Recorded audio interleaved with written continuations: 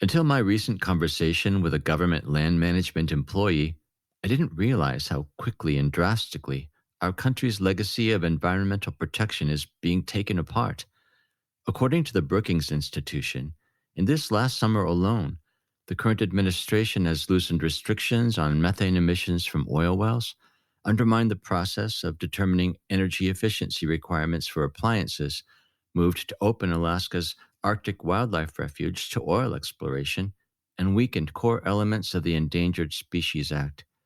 And these are just a few of the changes that are part of a much larger systematic attack on environmental protection measures that have taken decades to put into place. While the public might hear about these every now and then, most of the changes are going unnoticed, despite the enormous implications they will have for decades to come. Is it too late to stop the destruction?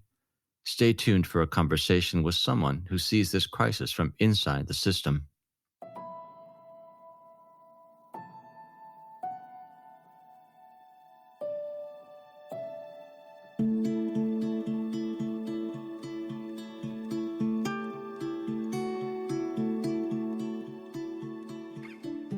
Welcome to the Earth Keepers podcast.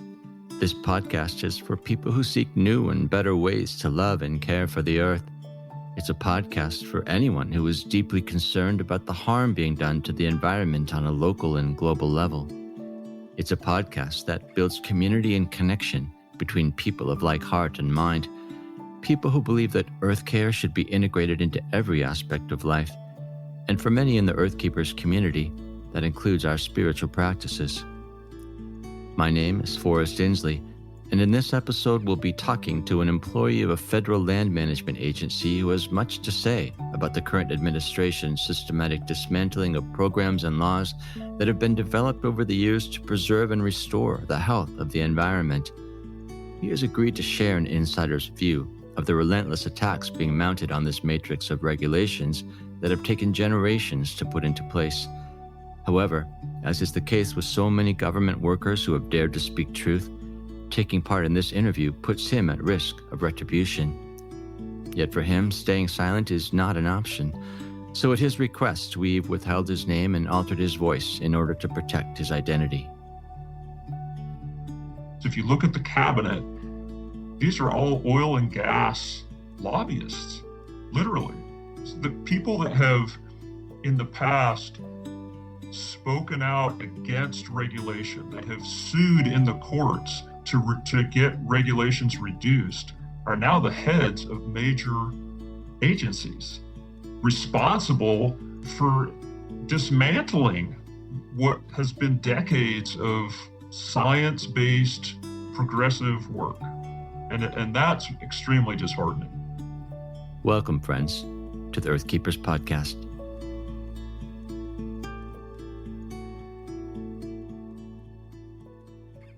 Why don't you give us a sense then of where you're coming from, what you're doing, where you are, as much as you're comfortable sharing? I've been working for a federal land management agency now for probably 25 years. The bulk of that career has been in the southeastern United States. But I've worked for private consulting, I've worked for state agencies, but always in the capacity of environmental science, environmental review, really, I think, analysis, conservation context, I think, trying to, really look at, especially within the federal realm, looking at how federal actions, and a federal action is anything that's funded by federal dollars, how federal actions can affect the environment in which we live. So, I take it as a deeply personal role and a super responsibility to have that ability to influence, to some degree, how federal policy is enacted on public lands. So clearly we need to do some sort of word of explanation about why you feel it's important to be able to speak with some anonymity in this conversation. We pride ourselves, I think, in the United States on freedom of speech. Like you always hear people saying that, right? People need to understand we have freedom of speech, but freedom of speech doesn't necessarily convey freedom from repercussion, right? So I can say whatever I want, but that doesn't mean I won't be punished for it later. Mm-hmm. And I feel like right now, I mean, I'm a federal employee. As a federal employee, the chief executor of the federal government right now is a guy by the name of Donald Trump. And so if I were to say something that might seem critical of him or his policies as a federal employee, I have the right to say that, freedom of speech. But repercussions come with no matter what you say.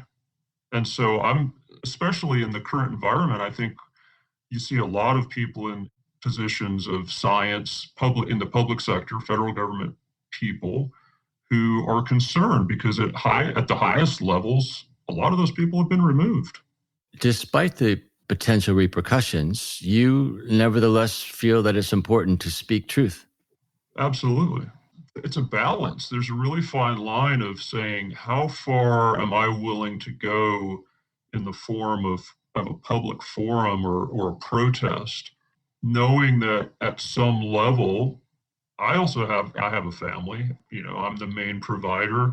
I don't really want to lose my job. I have a long-term career. Yeah, I could find employment elsewhere, but I don't want that to happen.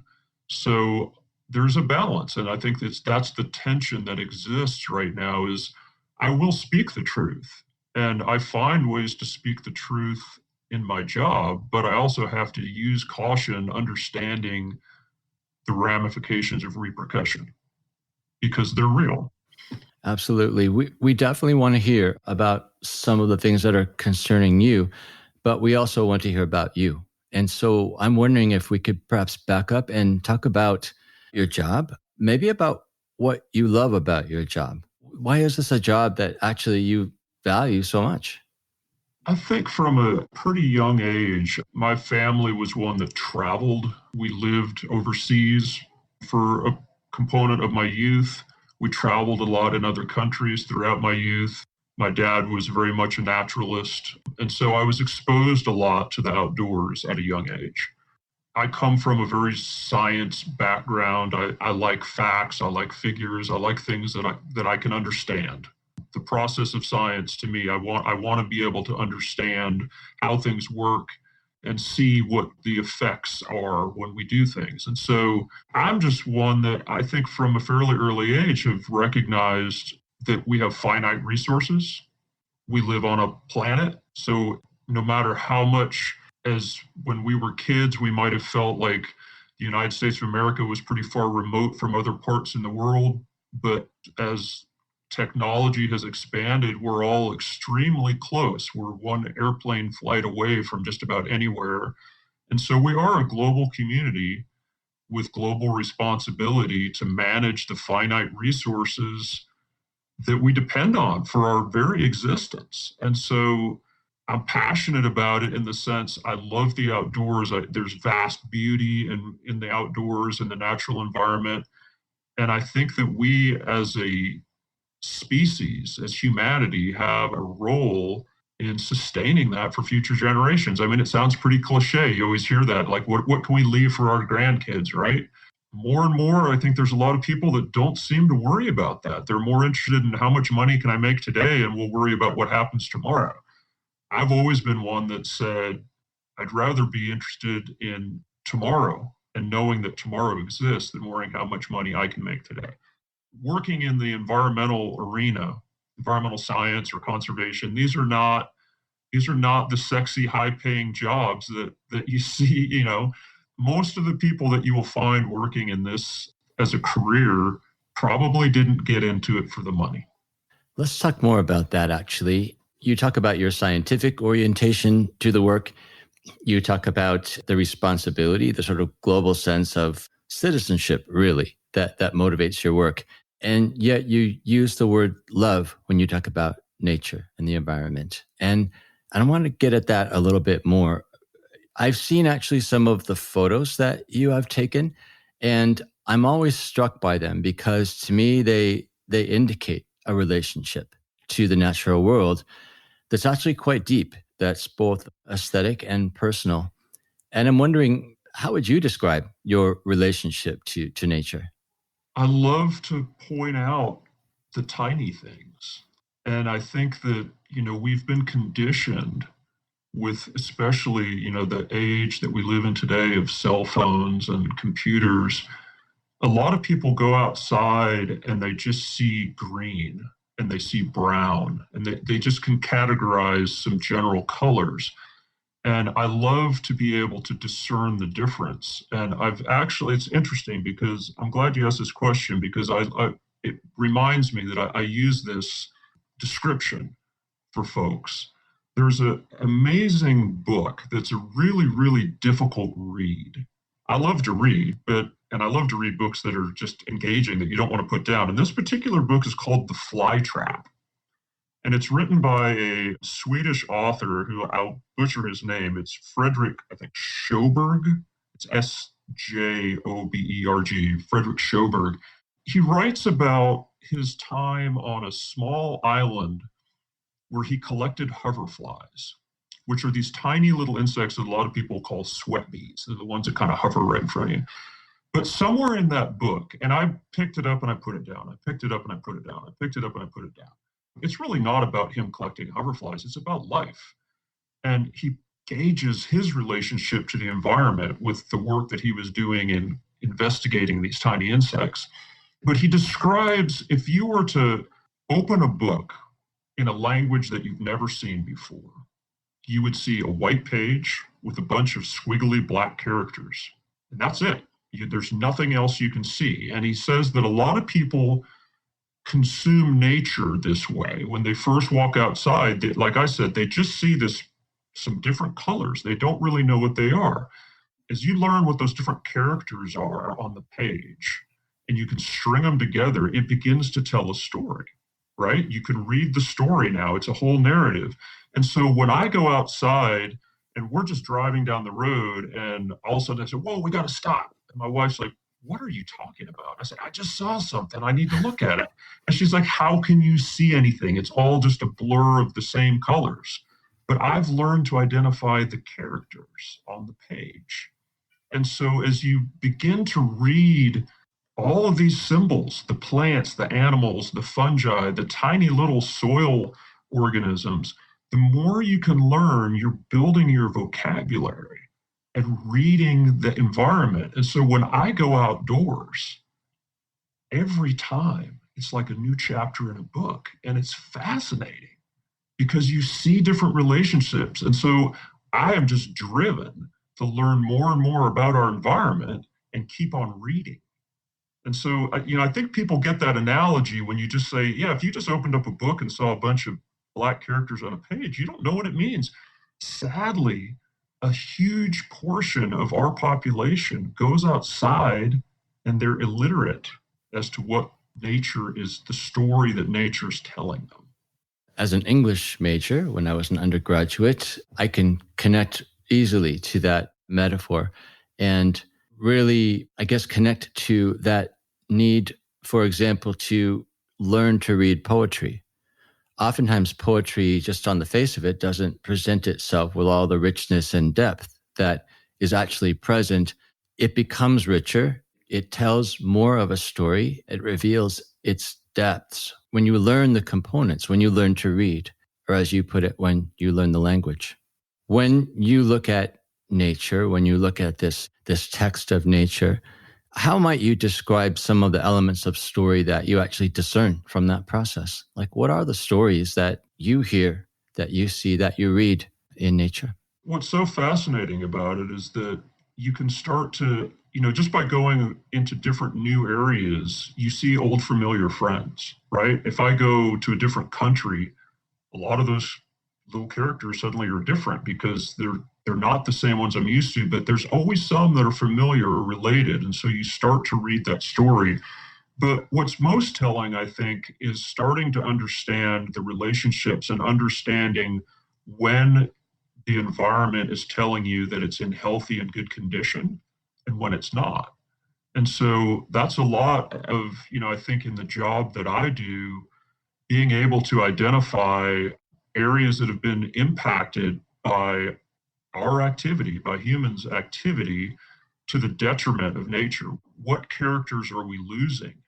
That narrative of reading the landscape tells you the condition of the site that you're looking at. And so I just think it's super important to be able to recognize trigger points of, are we on the healthy end of the spectrum, or are we at a tipping point or a trigger point where we're about to descend into the point of no return? We can definitely deplete enough ecosystem components that we start to be in this cascading spiral down of breaking down the connections that are so important to sustaining life. Give us an example of one of those places where we may be in some trouble. Across the United States, wetlands are a super important component of the ecosystem in the sense that they filter so many contaminants out of water, they slow down flooding. And so we've seen like a lot of coastal erosion, we look at these storms now that just decimate coastal towns that used to have vibrant salt marshes and these wetland ecosystems that were a buffer against rising sea level and strong storms. But we fill those wetlands. We build hotels on those same areas so that we can bring more tourism dollars into an area. And then we wonder why that whole area gets devastated by a storm. It's true across, whether it's a coastal area or all the way up through the mountains. These very small wetland ecosystems have super high importance in maintaining the balance of water flow within our country. They've been attacked by our land development across the United States for a long time. People fill wetlands, they build a parking lot, they build the next Walmart, any of these kind of places.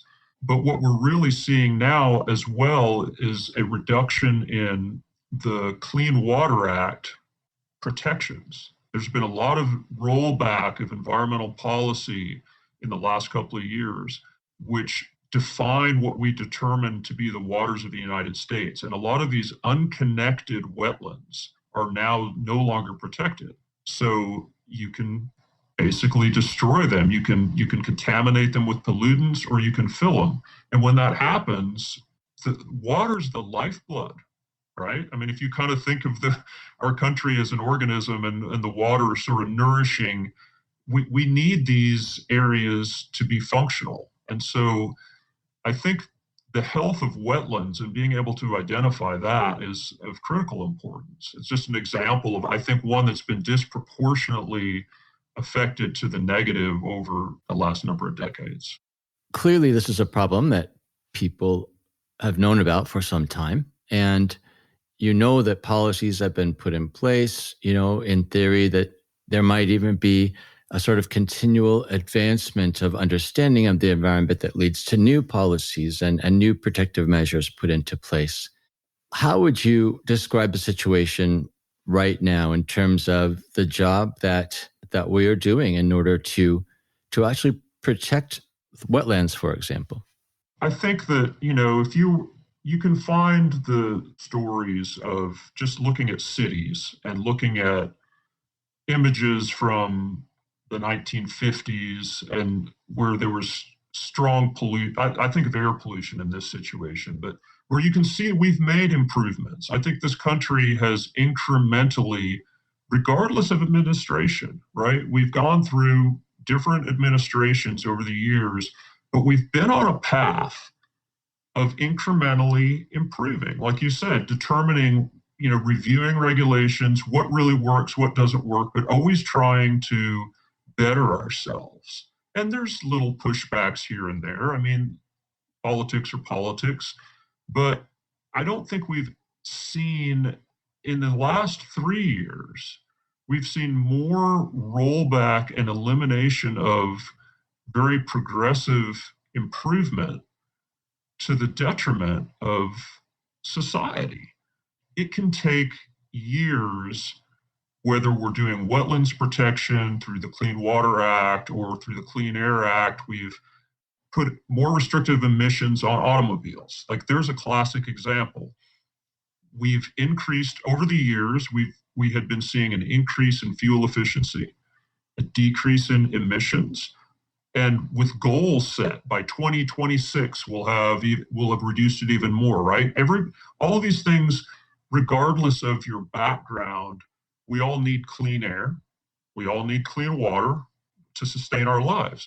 And yet what we've seen here of late is the reduction of those policies, the rollback of protections under the Clean Water Act, the rollback of emissions policies, to the point that what took decades to finally get to where you can look out across a large city and not see that smog that's hanging over it, we can undo that in a day. If we turn around and say, you know what, those emissions weren't important anymore, and we go back to producing vehicles that cough out toxic fumes at a high level, we're going to see that happen quickly. And I was doing some reading in advance because we were going to do this podcast. I went and just wanted to look up a little bit of information, and there's been, in the last 3 years, it's over 60 environmental laws have been rolled back. Most all of these are geared at refocus in America on fossil fuel extraction.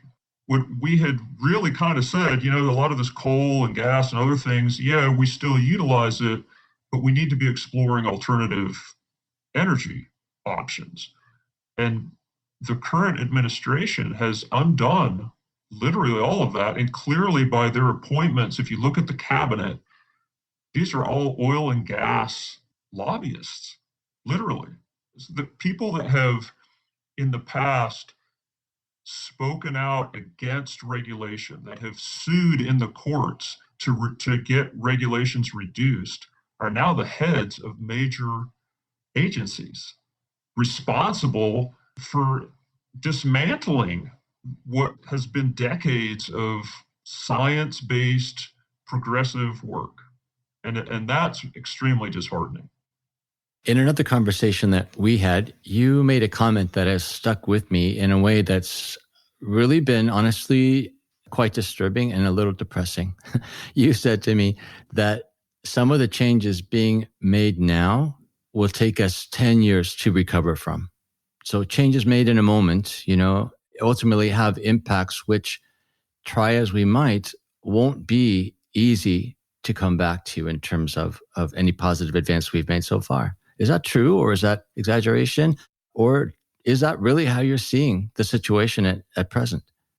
It's hard to pick a particular study that could show that. But what we know is if we look anecdotally at water quality and air quality, like I said, you can look back at some major cities and literally with the implementation of some of these policies 20, 30 years later, the air quality and the water quality is significantly better. The problem is it takes a long time to clear all those things out of the environment. It doesn't take long to put them in. So one thing I found in particular was one of the early targets of the current administration were the regulatory agencies.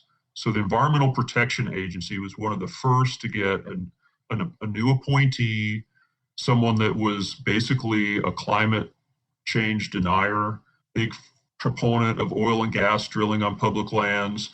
And there's a blog, I think it's a forum for the Journal of the American Medical Association, that said that the administration's rollbacks and proposed reversals of environmental rules could cost the lives of over 80,000 U.S. residents per decade and lead to respiratory problems for more than 1 million.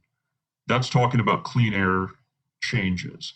So I don't feel like it's an over-exaggeration when we start talking about, think about the number of people that have issues with asthma and just, different things that need clean air. So when we no longer hold large corporations to a standard, that it costs them money, right? In order to reduce emissions, it costs them their bottom line. And the current administration favors them having a bigger purse. So they're willing to say, you know what, you guys don't need to curb your emissions. Go ahead and make a lot of money. It's good for the economy. How good is it for the economy if you have to hold your breath while you're counting your money? I think you're getting at yet another very important issue. I think it could be easy to, you know, demonize the current, administration just by saying, "Oh, they're wrong." They have nefarious purposes, but I think clearly what's really happening is that there's a different value system that has become dominant. And it's not a new value system. It's just a value system that has become more ascendant and is wielding power then over these decisions that have been put in place to protect the environment. How would you describe what's going on in terms of what you think is driving these rollbacks and pushbacks and eliminations of regulations? What's going on? I do think that it comes down to how big your bank account is. I mean, we're seen on a global scale as this affluent country, right? Where everybody has the opportunity to become a millionaire. And kind of like I said at the very beginning, I think people that truly care about environmental conservation and working in the environment, we all want to live a decent life, right? I need a certain amount of money. I'm not doing the job I'm doing because I'm going to get rich at it.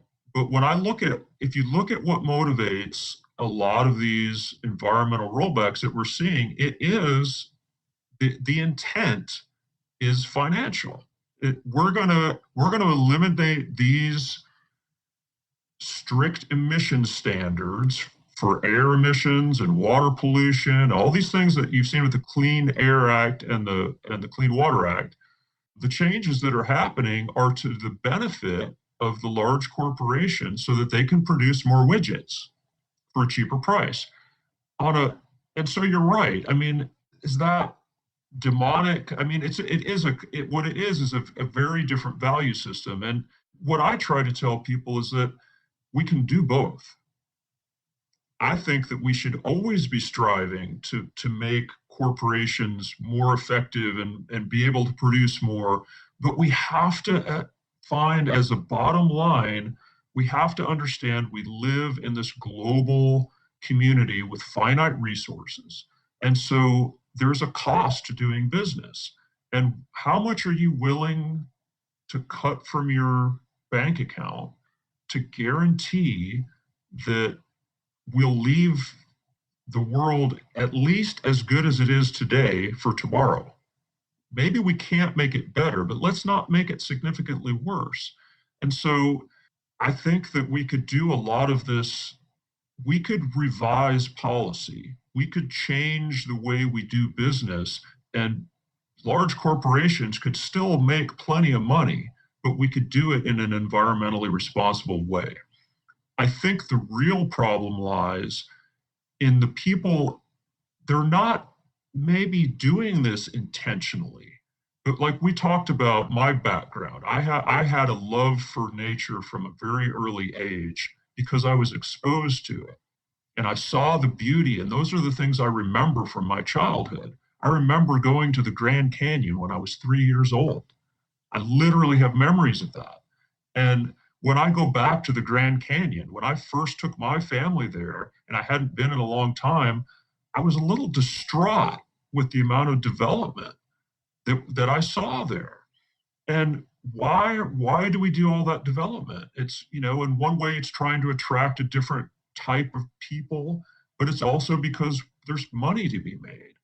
And if you haven't had that experience as a child, that connection to nature, by the time you become an adult, if you've just lived in the inner city and worked in a big office building, and now you find yourself in a policy position and you've been tasked by the President of the United States to head up a particular agency, why would you care about the natural side of it if you've never experienced it? And so it's not so much that these people are evil and they're doing it with spite. I'm afraid there are some that are, but I think a lot of it comes down to the fact that we're breeding a whole new generation of humans that have no connection to nature. And that is the scariest thing of all of this, because our future leaders will never care about the environment if they've never experienced it.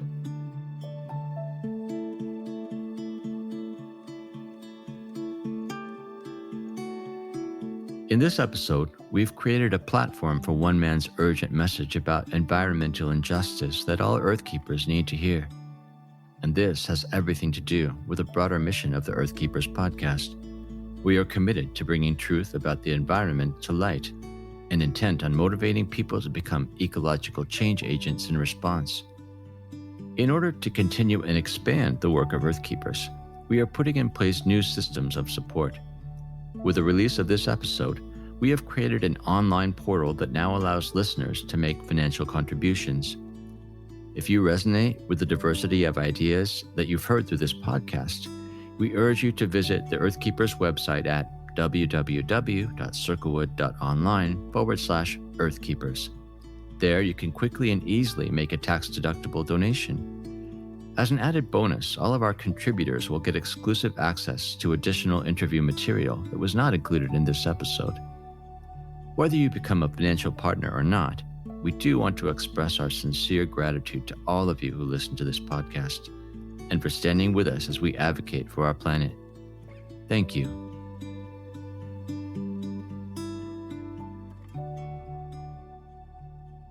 You make me wonder to myself if, in fact, what we're experiencing now in terms of this sort of destructive period that we're in isn't, in fact, a symptom of a much larger reality, right? I mean, it's not just a top-down oppression of the environment. It's a reflection, perhaps, of what's going on a much wider scale that has to do with everybody. It has to do with our whole system of values and what we expect in terms of standard of living, what we demand in terms of what we deserve out of life. And in some ways, I think you have put your finger on it, that more and more generations are being disconnected from nature. I might add that it's also perhaps a matter of the commodification of nature. In other words, we're conditioned by culture to see the environment in what we can take from it, what we can get out of it, and even beautiful natural spaces like natural parks or the Grand Canyon, we value it for the entertainment value that it brings to us. And I'm wondering, what is the antidote to that? What's a different way of being that actually is going to become a better foundation really for care of the environment? No, I think you're exactly right about the commodification. So many people solely see the environment as a resource to provide something to us, right? And so, we've always exploited resources and they seemed infinite. If you think back to, what it must have been like to be a pioneer and you built your first log cabin, you cleared a little area of the forest and you cut down a few trees to make a cabin, but there were so many trees, you didn't think anything of it, right? I mean, but at some point, we got to a point where we've dominated the environment. It's no longer a little cabin in the woods. The woods are the things that are little, and we've got major cities and development all across the globe. So somehow, again, I think it starts with reaching children at a young age and somehow giving them the connection, getting them to see the value of the environment, not for what it can do for you, not a material product, but what I just said is not what it can do for you, but it's exactly what it can do for you in a non-material way. There's nothing like walking out into a beautiful expanse. If you've gone camping and you get up early and you walk out in there, there's not another soul around, and you watch the sun come up, there's a spiritual feeling that you get with that connection to, wow, I'm just a really small person in this vast expanse of nature. Most people don't ever get that in their life because they've not been exposed to it.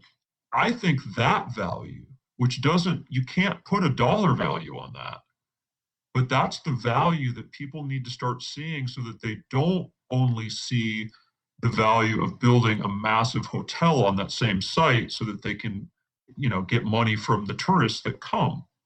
There's a balance. I understand we're always going to have access. We want to provide access to these areas. So we build roads, we build hotels, we do all this development. But that's where, again, I come back to I think my job in a small way on a smaller piece of land is to focus and try to point out those values in whatever we're doing in land management. How do we protect that non-monetary component? And then how do we educate the public? And that's the big question. The education, because as you said, there's just a whole new generation that are not being educated that way. They don't see anything in the environment except for dollar signs. It's contextual as to your upbringing. So I was brought up, like I said, backpacking, traveling, all these neat areas. And so I have this great appreciation for beautiful areas. And so it's contextual, right? Absolutely. If you're trying to grow corn, if that's your primary focus in life, tall, craggy mountain peaks don't do much for you. That's why we need to expose people to a grander scheme of the environment. You described a particular moment, which clearly you have experienced, waking up early after camping and walking out alone to experience really the surroundings, the beauty and grandeur of the environment. And it makes me wonder, well, first I'll say that probably anyone listening to this podcast has had a similar experience, if not countless experiences where they encounter nature on that level, as you call it, a spiritual level.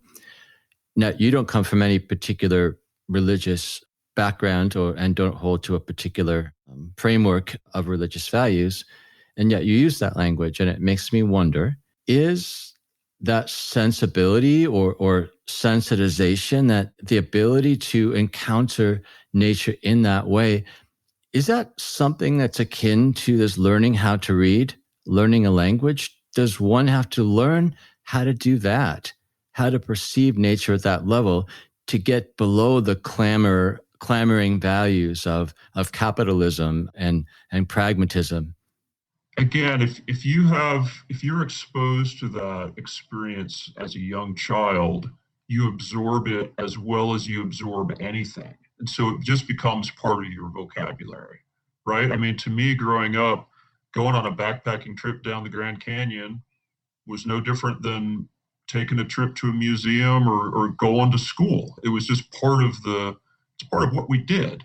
So it was part of my overall experience. I think adults, and I say adult, meaning by the time you're, 18 years old, it becomes much more difficult to break down those previous conceptions. So a lot of people won't go camping and won't have that experience because they're too worried about all the fears they have about just going out into the environment. And so that's a difficult one. How do you teach someone? They always say it's harder to learn a language the older you get, right? And I think that holds true for this same thing we're talking about. It's much more difficult to get an adult that's already built all of these preconceived notions about the environment to get them to have that experience and truly understand it.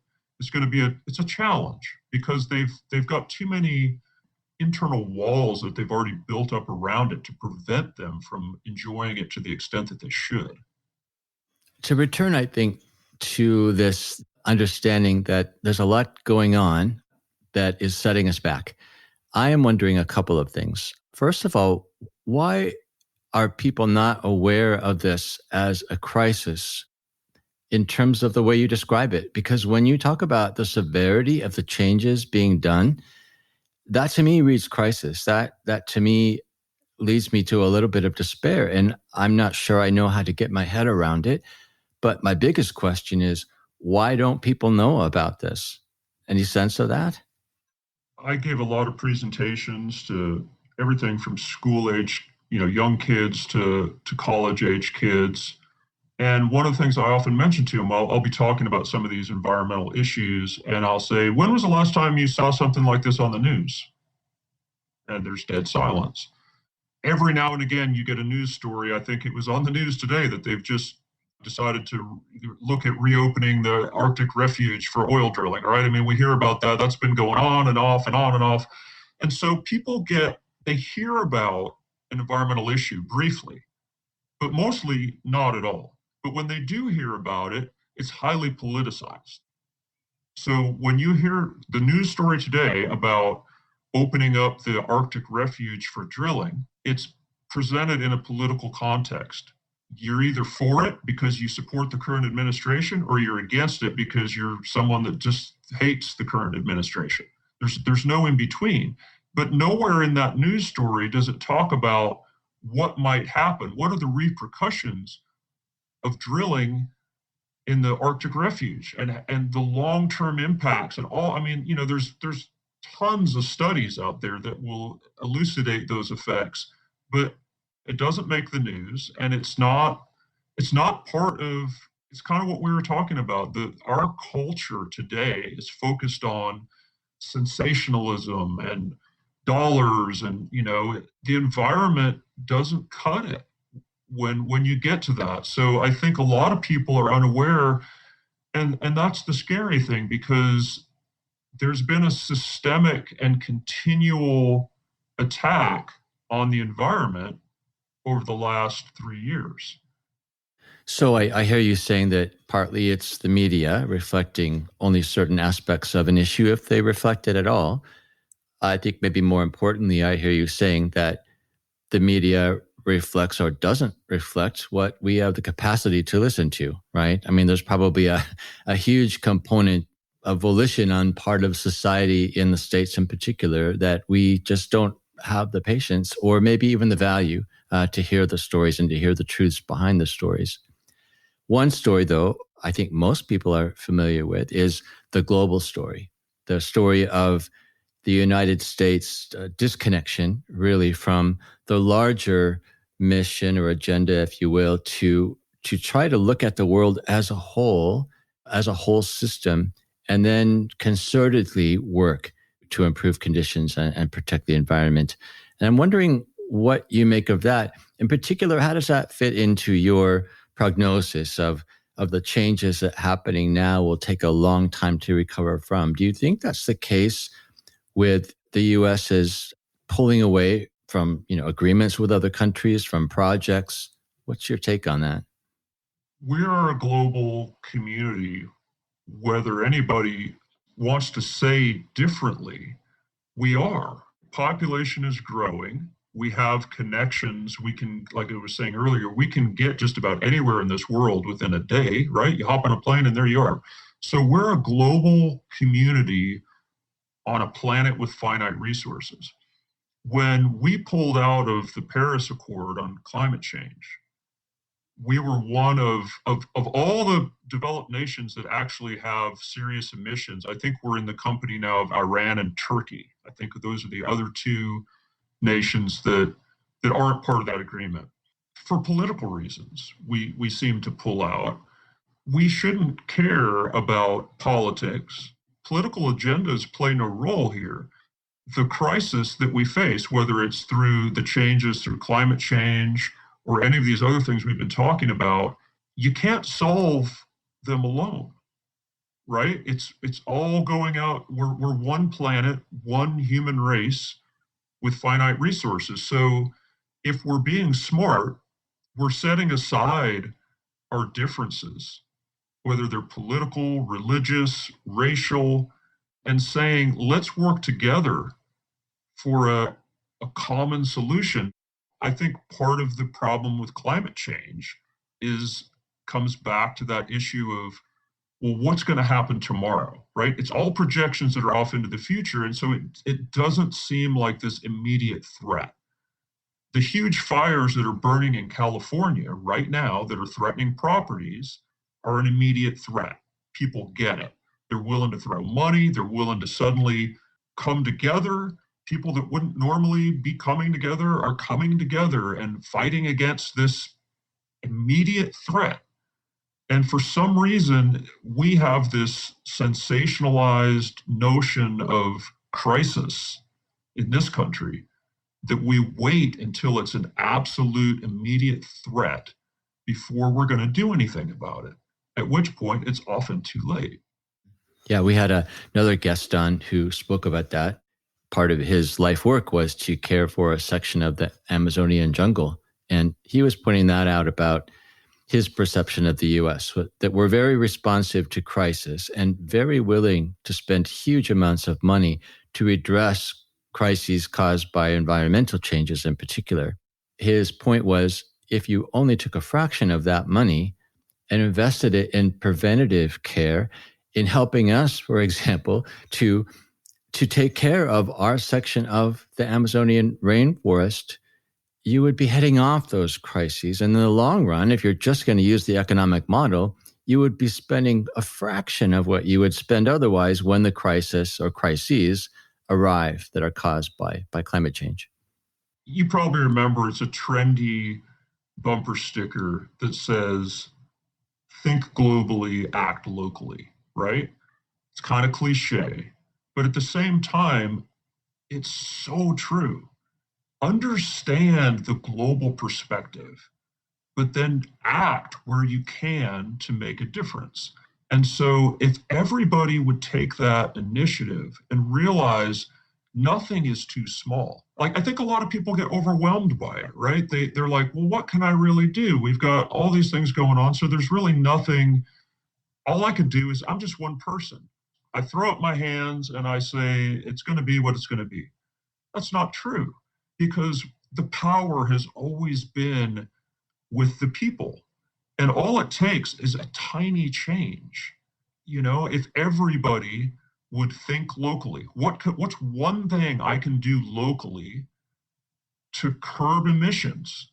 Maybe I'm going to, instead of driving to the grocery store 3 times a week, I'm going to get a little more efficient and make a list and only go once every 2 weeks, right? Imagine if everybody did that, how much emission could be reduced without causing any harm to the economy or any of this. And so I always try to tell people it's easy to get overwhelmed by the massive number of issues and the crises that are out there, but we actually have the ability to do it, to start to see positive change. And we don't even have to, like we were saying, you know, we can vilify the current administration all we want, but they're temporary. There will eventually be change. We can vilify an individual, we can vilify an administration. That's the easy way out. It's easy to complain. And I mean, there's plenty of things we can do to advocate for change, and by all means, go vote and do all those kind of things that are absolutely critically important. But what I think is more important is to take a deep look at ourselves and reflect a little and say, what's one thing I can do today to make a change?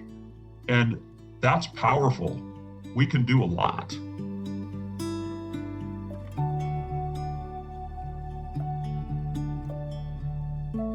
Earthkeepers podcast explores ways in which we can change ourselves, our communities, and our cultures to help us to care for the earth in holistic and regenerative ways.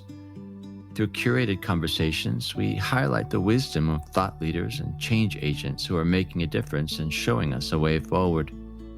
When Earthkeepers stand together, they amplify the impact of their resistance against environmental injustice and multiply their efforts for renewal and restoration. We invite you to become a financial supporter of Earthkeepers. Please visit our website at www.circlewood.online/Earthkeepers. And please share this podcast with anyone you know who seeks to become an agent of change and advocacy for the good of the earth. This podcast is an expression of Circlewood, an organization whose purpose it is to accelerate the transformation of humanity into life-giving inhabitants of creation. If you'd like to learn more about the Circlewood community, please visit our website at www.circlewood.online. I am Forrest Dinsley, your podcast host.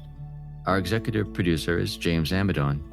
Forrest Reed is our sound engineer and the creator of our original music.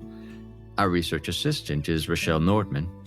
Thank you, friends, for listening, and please join us for our next conversation on the Earth Keepers podcast.